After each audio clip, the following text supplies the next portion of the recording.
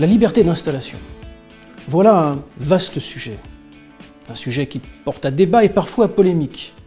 On a l'impression que les intérêts, les envies des futurs et des jeunes praticiens ne sont pas ceux attendus par les pouvoirs publics, voire même par les instances ordinales lorsqu'elles s'expriment là-dessus. Il y a effectivement deux logiques imparables qui s'affrontent, mais elles sont imparables. Il y a d'abord le droit. La Constitution de la République française garantit à chaque citoyen de notre pays un accès facilité aux soins partout où il se trouve sur le territoire. Et il y a l'autre logique, celui du jeune praticien, de la jeune praticienne qui a tant et tant investi dans un art aussi complexe et qui attend de la société qu'à la sortie de ses études, eh bien la société lui permette d'exercer où il veut, où elle veut, et de la façon dont il ou dont elle veut.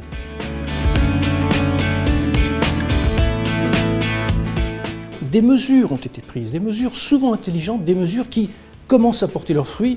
Les principaux précurseurs ont été les professions paramédicales, masseur-kinésithérapeute, infirmier, plus exactement infirmier, masseur-kinésithérapeute, sage-femme, où on propose à des jeunes gens, des jeunes filles, de s'installer en zone sous-dense, c'est-à-dire la zone où il n'y a pas assez de praticiens par rapport aux besoins, et on va l'aider dans cette installation. On va prendre en charge la cotisation des allocations familiales. On va verser une subvention de 3 000 € pour permettre effectivement de s'installer plus commodément et de développer le cabinet.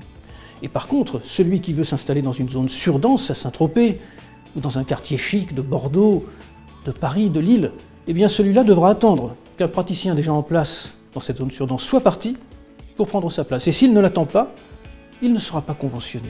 C'est quelque chose d'assez lourd. En ce qui concerne les médecins et les chirurgiens dentistes, les procédures sont un peu différentes, mais elles sont aussi très intéressantes.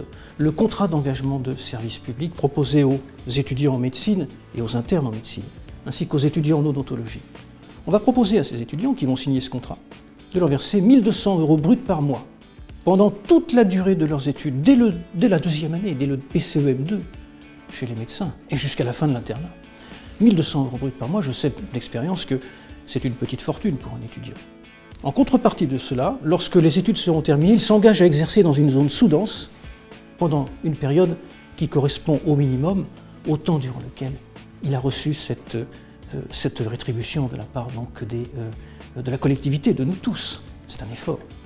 Il y a le praticien territorial de médecine générale, dont je sais que le ministère de la Santé y est très attaché. C'est intéressant aussi, le praticien territorial de médecine générale. Il peut demain peut-être d'autres spécialités que la médecine générale et d'autres disciplines que la médecine. On garantit aux praticiens qui s'installent dans une zone sous-dense eh bien, un revenu minimum mensuel de 6 900 €.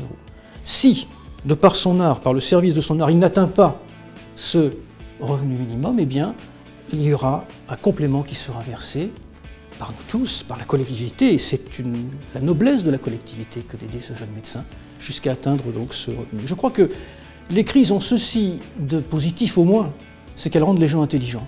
Et lorsqu'on est confronté à une difficulté, à une crise durable, pérenne, eh bien, l'intelligence souvent gère, mais il me semble qu'ici, cela a été le cas.